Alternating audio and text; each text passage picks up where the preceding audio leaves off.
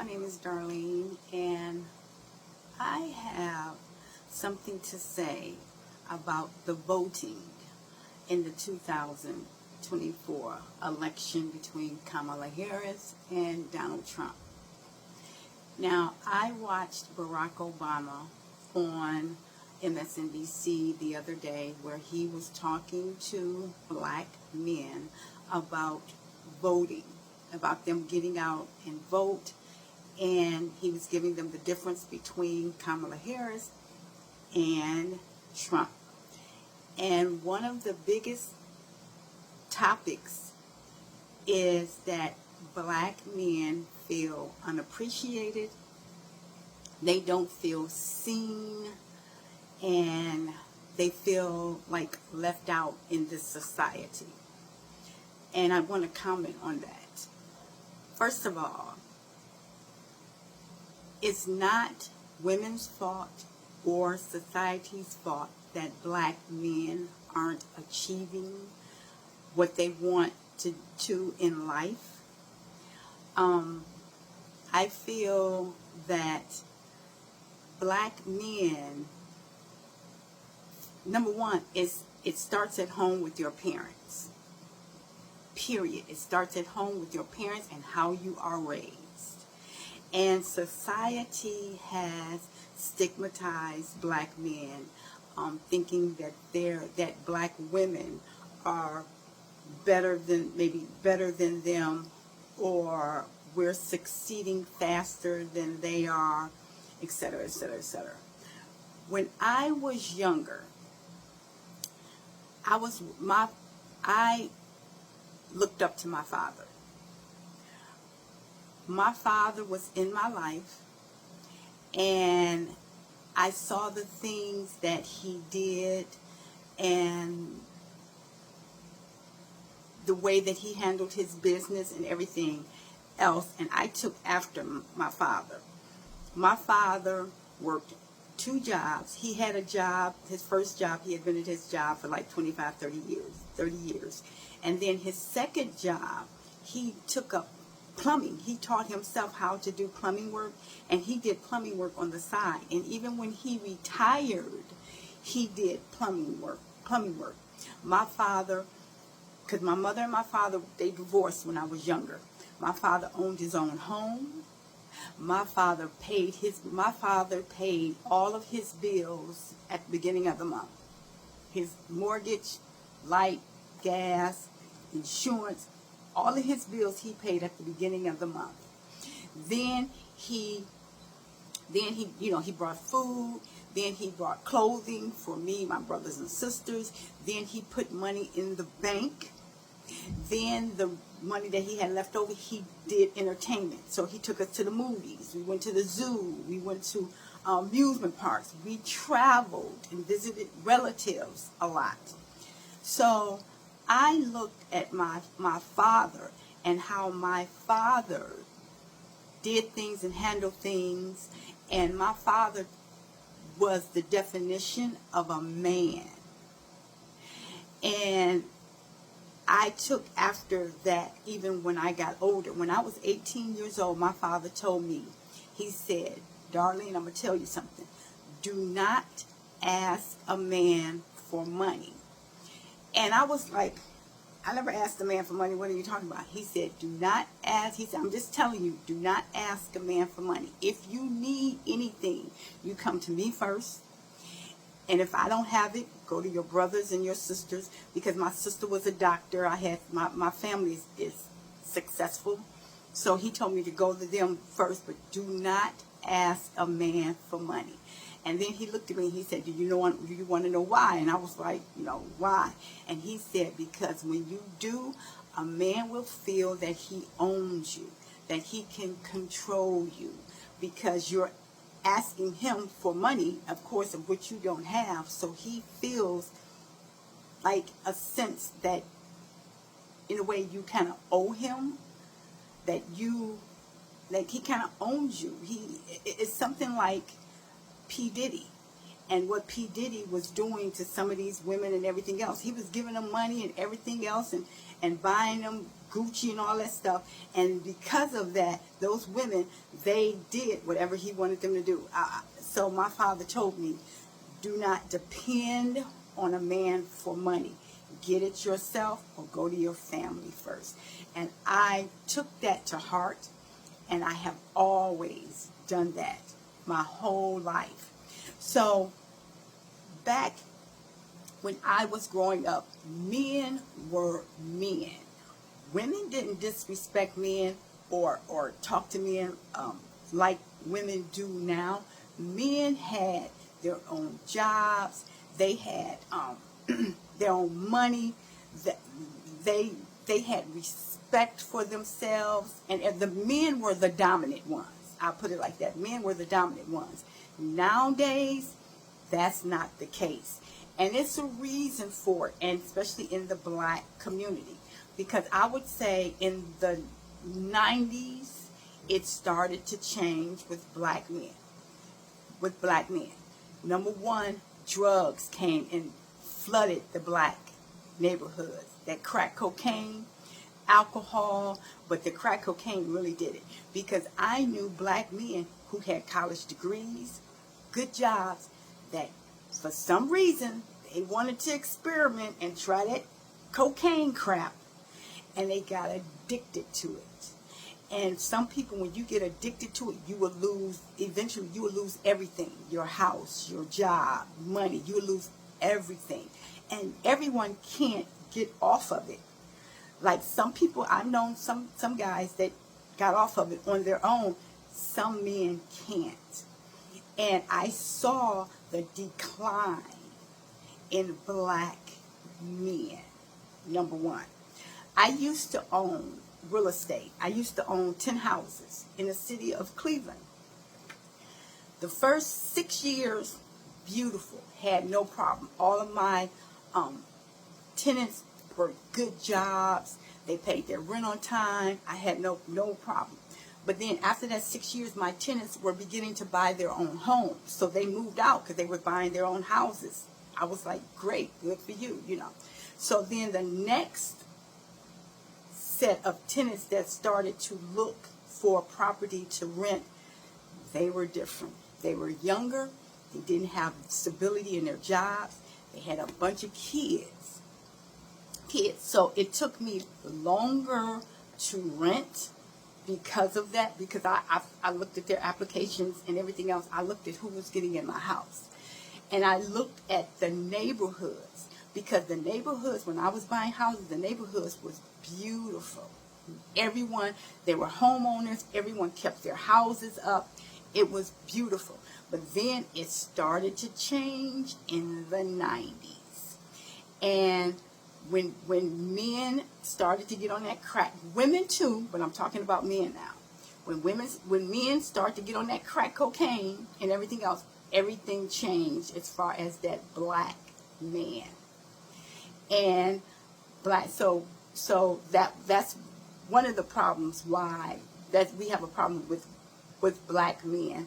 And then another thing that I noticed, it's true, black men started dating white women because white women would take care of them.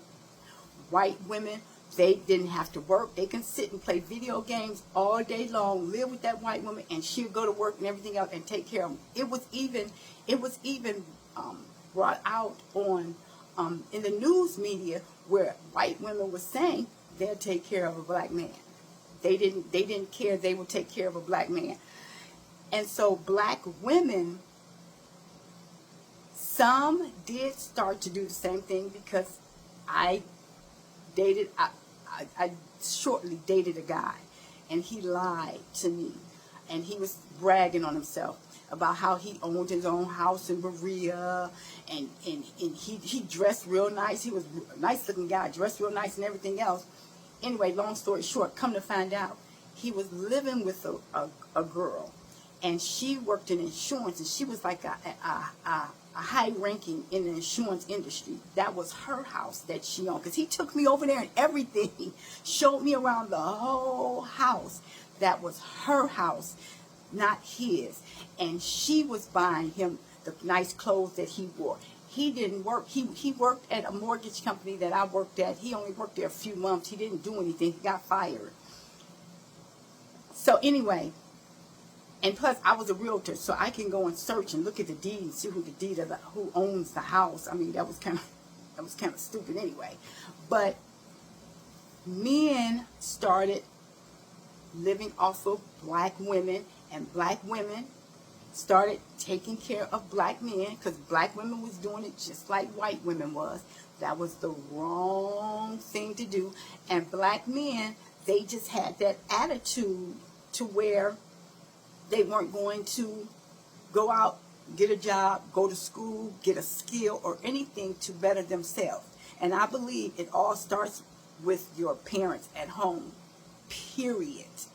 So black men saying that they're unappreciative and they're not seen or anything else, and black women are head of the households now, have great jobs, careers, doing good with their lives, and they're forgotten. No, that's not the case.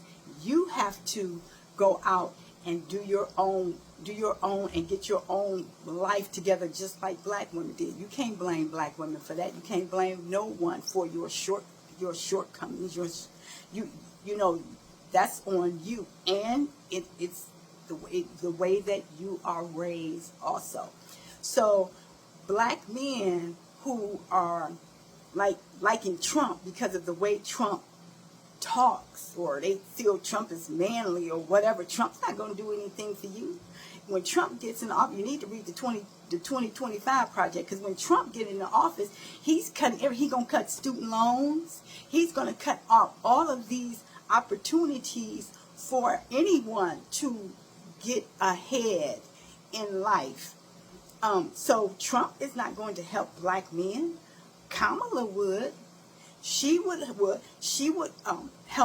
with student loans. She would help with jobs, trade schools, and everything else, and everything else like that.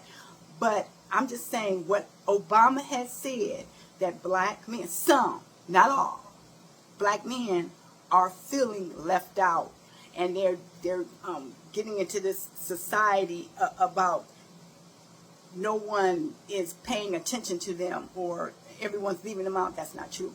You have to go out there and get your own skill, and get your own job, and do everything else. You can't blame black people, black women for it. You can't blame black people. You can't blame white people for it. Nowadays, I have seen kids now killing people, 13, 14, 15 years old, out here shooting, killing people. I'm like, why it seems like they're getting younger and younger, and they're boys. Why is it that these young boys out here now getting guns, killing people? The juvenile detention center in Cleveland, they just built that new building, I don't know, a few years back. It's huge. I've been in that building before. I worked in that building before. It is huge. And I've talked to some of the security guards that work in that building, the police officers and everything else, and they said that their court system is backed up.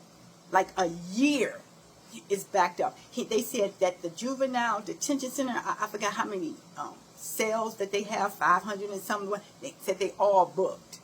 They all filled. It's like two in a cell. He said they don't even have any more room. These younger kids now, they're getting worse and worse, and it's getting younger and younger. And I think that is a problem I'm just talking about the black race. There is a problem in the black race with black men, with black boys, with black men, but boys not growing up to be men, because they don't have any mentors. They don't have any influences around them. And a woman cannot raise a man. I'm sorry. A woman cannot raise a boy to be a man. She can't. You need a man to do that. And we need more influential men to talk to them. We need mentors. I have 4 brothers. and they're successful. And I have told them, I said, why don't you be a mentor to some of these kids out here? Oh, I ain't got time, whatever. I'm busy. They mentor our relatives, like our cousins, our nephews. They will mentor them. Some work, some don't.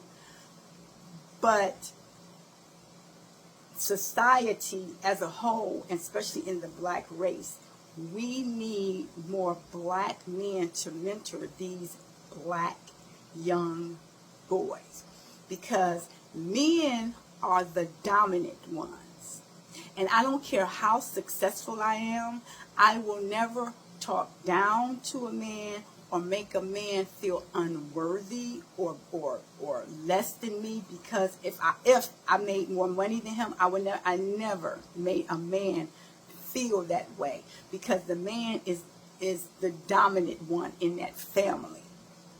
I don't want to be the dominant one.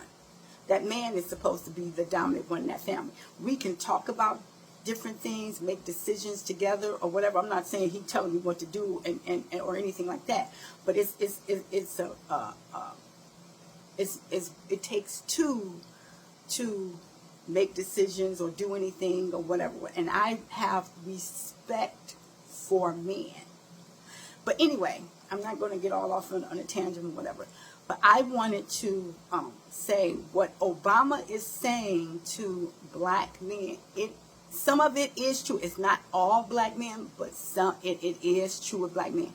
Trump is not going to do a damn thing for you, for a black man at all. But Kamala will. I'm just going to end it there, because I just wanted to, get that off my chest, because I'm tired of them talking about, the black race, the black men. And it's more to it. It's black women too, but I'm not going to go there.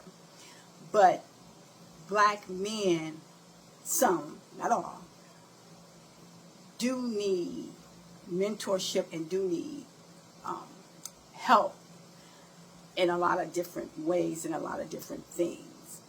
But I'm going to end on that note. Thank you.